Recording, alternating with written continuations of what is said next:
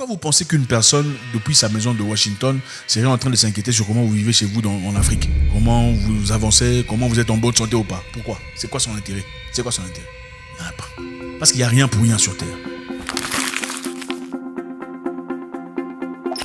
Alors, on vit dans un monde où on nous parle du réchauffement climatique, qu'il faudrait commencer à vivre d'une certaine façon, c'est-à-dire couper beaucoup d'histoires de notre vie de chaque jour pour respecter la couche d'ozone, pour pas dégager beaucoup trop de gaz. Il y a beaucoup de travailleurs hollandais, allemands et ailleurs, et irlandais, qui ont subi beaucoup de conséquences, surtout beaucoup de fermiers d'ailleurs en Europe, qui aujourd'hui sont obligés de fermer leur boulot, de ne plus travailler comme ils en ont l'habitude, parce que leur gouvernement leur demande, leur exige de respecter certaines histoires pour pas que leur gaz, tout le bazar, détruise la couche d'ozone et qui est réchauffement climatique. On a suivi à plusieurs reprises, pour ceux qui n'ont pas fait, on a des vidéos ici qui nous expliquent clairement ce qui se passe en Europe. On dit que voilà, il faudrait réduire la production de viande, donc il faudrait que les fermiers européens arrêtent de produire de la viande. Il faudrait bouger peu à peu vers la nourriture génétiquement modifiée, c'est-à-dire la viande fabriquée en laboratoire. Parce que d'après eux, d'après un groupe de personnes, ce serait de la viande pure, de la viande propre. Okay, donc, c'est quoi l'intérêt? C'est quoi l'avantage d'après eux? Ça empêcherait les microbes, transmission des bactéries, des virus, tout ça. Je sais pas moi. Donc, il faudrait évidemment, comme nous sommes incapables de réfléchir pour nous-mêmes, nous sommes des enfants. Il faudrait qu'un groupe de personnes quelque part réfléchissent sur comment est-ce qu'on doit se nourrir et pas seulement réfléchir, mais surtout nous imposer, parce qu'on nous impose. Quand on vous dit mangez ce que vous voulez, mais on vous conseille parce qu'il y a conseiller et exiger. Conseiller, c'est-à-dire ok, on vous conseille de manger de la viande pure, c'est-à-dire la viande fabriquée en laboratoire, parce que nous pensons que c'est une viande, bien pour votre santé. Et imposer, c'est-à-dire vous ne fabriquerez ou ne travaillerez plus dans les industries de création de viande naturelle, vous mangerez désormais de la viande modifiée en laboratoire ou des insectes. Ça, c'est imposé, n'est-ce pas? Si on vous impose, c'est-à-dire qu'on pense que vous n'êtes pas assez intelligent pour réfléchir pour vous-même. N'est-ce pas ou pas? C'est ça. On dit, tu vas manger ça parce qu'on pense que tu n'es pas assez intelligent pour réfléchir pour toi-même. Alors, qui prennent ces décisions? C'est un groupe de personnes. Ce ne sont pas des gens élus en gouvernement. Ce sont un groupe de personnes, évidemment, des gens très puissants en société, des gens qui ont généralement beaucoup d'argent, qui se mettent ensemble en réunion dans ce qu'ils appellent World Economic Forum, faisant partie de beaucoup d'organisations qui sont aujourd'hui érigées pour ces histoires, pour décider sur l'avenir. À sa création, la World Economic Forum, c'était pour unir les nations, pour réfléchir sur le futur, comment apporter la paix, comment créer de la production, comment est-ce que les pays vivraient en communauté. Mais peu à peu, on réalise que ça a beaucoup plus d'impact que ça. Okay, c'est plus comment il faut gérer vos santé, comment il faut vivre chaque jour, comment il faut placer des machines pour répertorier le nombre de paix de vos animaux. C'est-à-dire quand ton mouton ou ta vache pète, il y a une machine pour compter ce que ça vaut en termes de gaz. Et à la fin du mois, on va te donner le bilan de combien de paix tes animaux ont fait. Et par rapport à ça, on saura comment il faudrait t'accorder des faveurs ou pas. Comprenez? Donc on bouge peu à peu vers un monde où chaque personne aura des empreintes, c'est-à-dire son empreinte environnementale. Qu'est-ce que tu produis comme émission de gaz en tant qu'humain? Il faudrait évidemment qu'on place quelque chose sur toi pour calculer ça, non? Sinon ça serait impossible. Et avec ça, on est en train de pousser vers une mentalité de création de monnaie digitale pour cerner et sceller toute cette histoire. Alors, qui sont ces personnes qui dirigent le monde? Parce que clairement, on a l'impression que nos présidents sont personne. Parce que il y a eu une réunion à Davos, il y a quelques jours, n'est-ce pas, où il fallait aller réfléchir sur comment le monde va progresser. Cette réunion à Davos n'est pas organisée par les présidents de la République.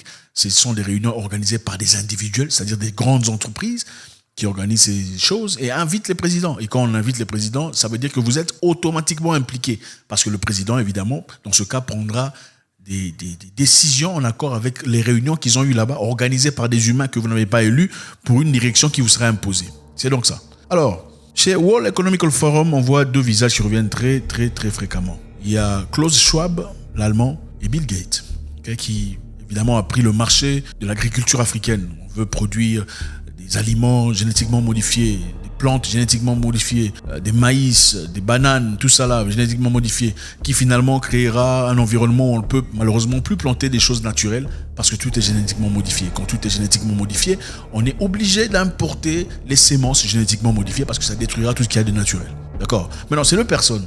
On doit bien se demander, se poser la question, comment ont-ils autant de pouvoir? Quels sont leurs objectifs finaux? Pourquoi ils sont là? Parce que quelqu'un ne travaillerait pas dans une histoire seulement pour rien.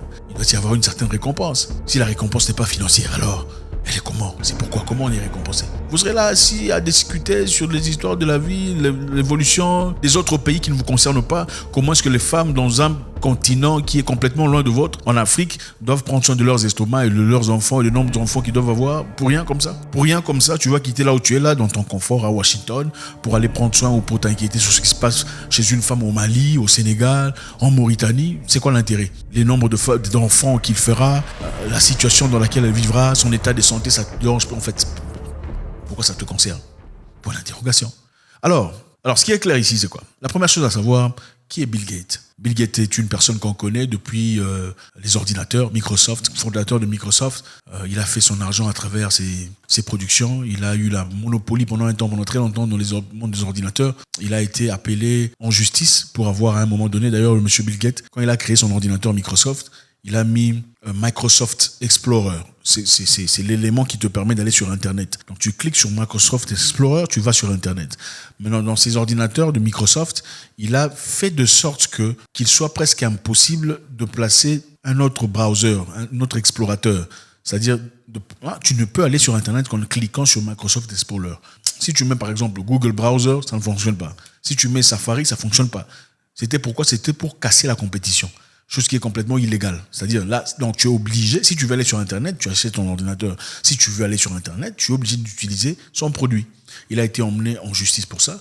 Il a d'ailleurs résisté, disant non, c'était son droit, il pouvait faire ça. Mais finalement, il a fallu beaucoup de temps et beaucoup d'argent pour assainir son image. Alors, il est qui ce monsieur? Il est né d'une famille riche. Ce n'est pas un monsieur comme vous et moi qui naissait des familles pauvres ou des familles simples, de difficultés, qui cherche finalement, à travers son intelligence, devient quelqu'un.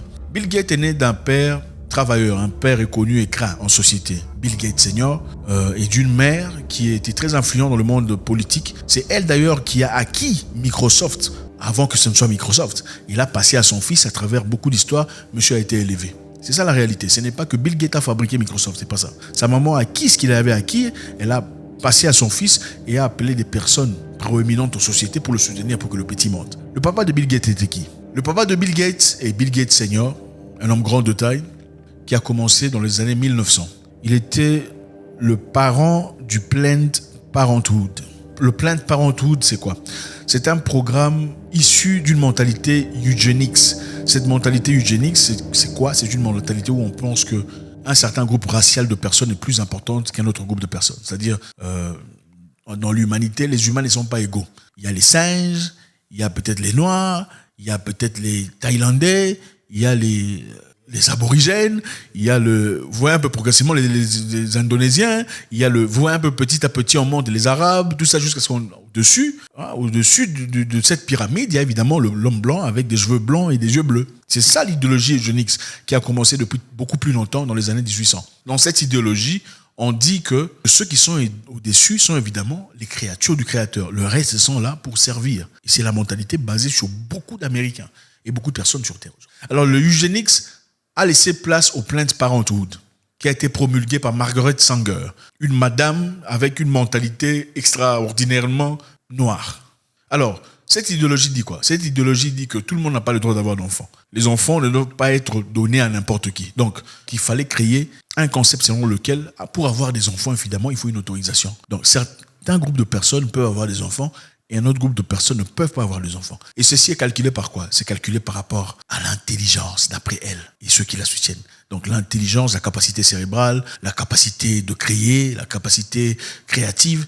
Et dans ce cas-là, évidemment, dans ce monde, en ce moment-là, comme il n'y avait que des Blancs qui pouvaient breveter leurs histoires, les Blancs qui ne pouvaient que créer et fabriquer, souvent en étouffant les créations des Noirs qui étaient derrière eux. Donc ce groupe, évidemment, de personnes était un groupe de Blancs, yeux bleus, cheveux jaunes. C'est eux au top de la chaîne de l'eugénique. Donc, le Planned Parenthood, dans ce cas, dit toute personne n'ayant pas les capacités, les qualités top-notch, toutes les personnes qui sont handicapées ne peuvent pas avoir d'enfants. Les aveugles ne doivent pas avoir d'enfants. Les débiles mentales, ou peu importe comment vous les appelez chez vous, ne peuvent pas avoir d'enfants. Les personnes handicapées, mentales, ne peuvent pas avoir d'enfants. Donc, seulement un groupe spécifique de personnes peut avoir d'enfants. C'est ça le eugénique, soutenu par Margaret Sanger et aussi parenté par le papa de notre grand ami Bill Gates. Donc, l'objectif final du Planned Parenthood, c'était de créer des cliniques d'avortement. Vous avez compris. qui permettent, qui facilitent. Donc, ouvrons ça sous rapport de... il faut savoir organiser sa vie, il faut avoir autant d'enfants que nécessaire. Ce n'est pas nécessairement important d'avoir des enfants, mais si vous venez ici chez nous, on vous donne ce qu'il faut prendre pour éviter d'avoir tout ça. Mais en attendant, en contrepartie, on vous offre de l'argent. Ou en contrepartie, on vous offre de faveurs. Ou en contrepartie, on vous offre de crédits ou des facilités sociales. Et évidemment, quand vous dites aux gens, vous venez prendre ça, ça vous permettra de gagner en retour de l'argent, des crédits, des avantages sociaux. C'est quel groupe de personnes qui viendra? C'est le groupe des personnes qui sont pauvres, évidemment. Quand vous dites, en vous donnant ce médicament, vous buvez, on va vous donner aussi de l'argent, des crédits, des prêts, des facilités bancaires, de l'assurance, des crédits sociaux. Qui viendra? Les riches viendront? Ils ne viendront pas. Parce qu'ils ont déjà l'argent, le crédit, les facilités bancaires. Ceux qui viendront, évidemment, c'est le groupe des personnes qui sont faibles, qui n'ont pas ces éléments-là. Et ce sont exactement ce groupe de personnes-là qu'on était en train de cibler dès le départ. Aujourd'hui, dans les communautés noires américaines, afro-américains, le plein de Parenthood bat son plein. C'est là-bas qu'il y a la grande majorité des gens qui ne peuvent pas.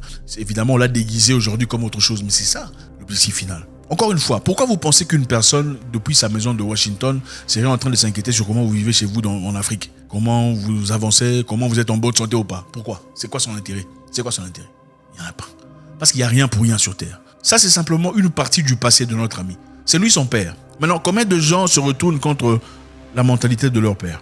Combien de personnes ont déjà dit, ou ont entendu dire, moi, je n'aime pas mon père, c'est quelqu'un de mauvais, je suis contre tout ce qu'il a fait. Très rares sont ces personnes. Donc, on ne peut pas parler, dans ce cas, de son objectif final. Notre ami Klaus Schwab, une personne très influente, très respectée par les présidents européens et américains, et aussi présidents canadiens, qui sont en train justement de diriger cette mentalité de World Economic Forum. Klaus Schwab, il est d'origine allemande. Il est né d'un père au nom de Eugene Schwab, né en 1898. Eugene Schwab était un promoteur de la machinerie nazie. C'était un homme intelligent qui travaillait dans l'industrie des créations d'armes de destruction massive pendant l'époque nazie, pendant l'époque de la guerre des Allemands contre le reste du monde. Son objectif, évidemment, était de soutenir cette même idéologie qu'on a présentée plus tôt, mais une idéologie beaucoup plus puissante.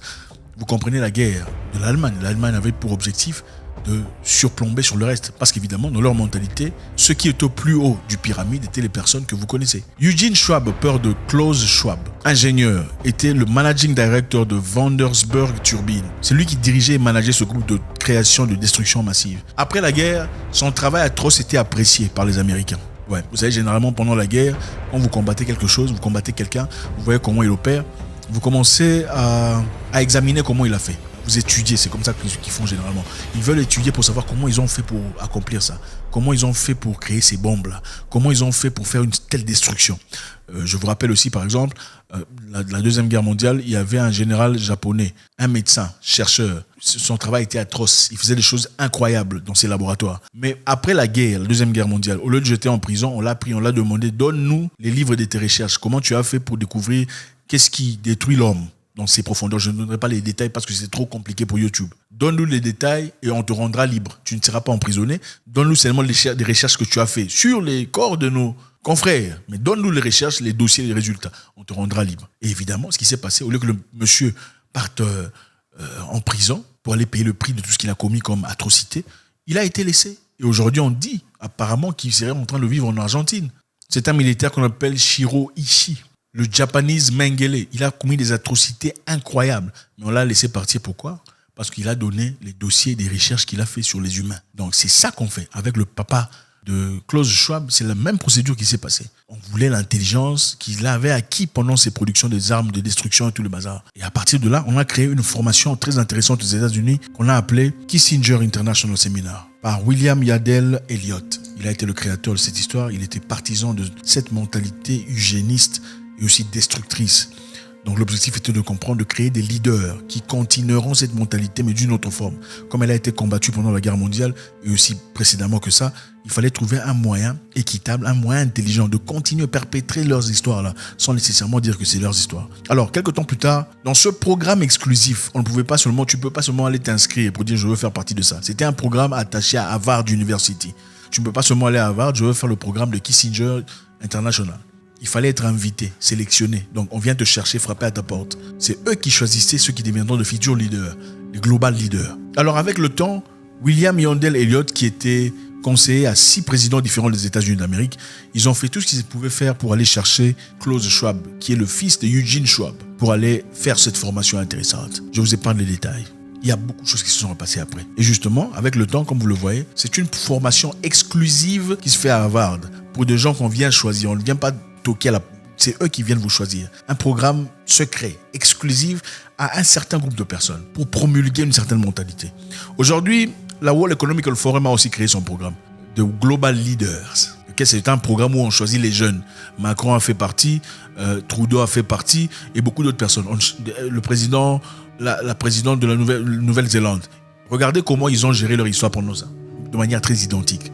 C'est la mentalité qu'ils créent. Donc, c'est-à-dire, ils apportent ensemble, ils attirent ensemble des présidents jeunes. Parce que vous comprenez, la jeunesse est très importante.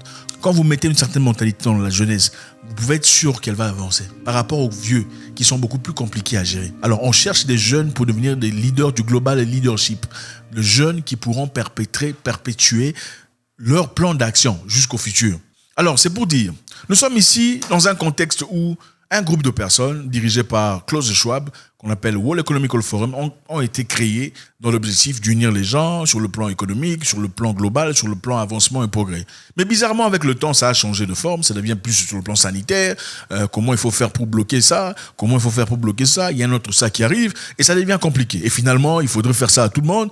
Et comme vous le savez, le monsieur plus tard, chargé des ordinateurs, avait dit dans des discours précédents, disant que nous savons, le monde est en train de traverser un moment compliqué. Il y a beaucoup trop de, toi et moi, qui justement polluent tout ça. Il faudrait chercher un moyen de sauver la Terre. Et pour sauver la Terre, il n'y a qu'un seul moyen. Et c'est clair, on n'entrera pas dans les détails, vous le connaissez. Je pense qu'il est important de comprendre le passé pour comprendre où on va. Pour comprendre où on va, il faut savoir d'où on vient. Nous avons ici 2 personnes élites, très forts, très puissants, très influents. Des gens qui dirigent et qui donnent des décisions à nos présidents, c'est clair. Qui sont là, mais qui sont issus de quel genre de famille? Eugénistes.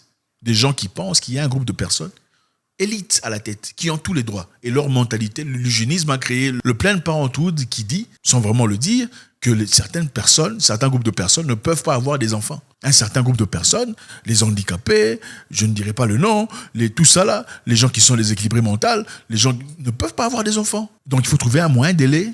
Vous avez compris? Seulement un groupe bien élu, un groupe sélectif, des gens bien tout ça, taillés sur le volet, doivent avoir des enfants. Et c'est eux qui nous présentent cette histoire selon laquelle on veut sauver le monde. Ici, on ne vous dit pas que c'est pas une accusation. C'est à vous seul de faire vos recherches et comprendre dans quel monde on vit. Okay? Il ne faut pas croire Zach moins que ça. Il faut aller faire vos recherches. Il faut faire vos recherches et vous donner vos propres conclusions.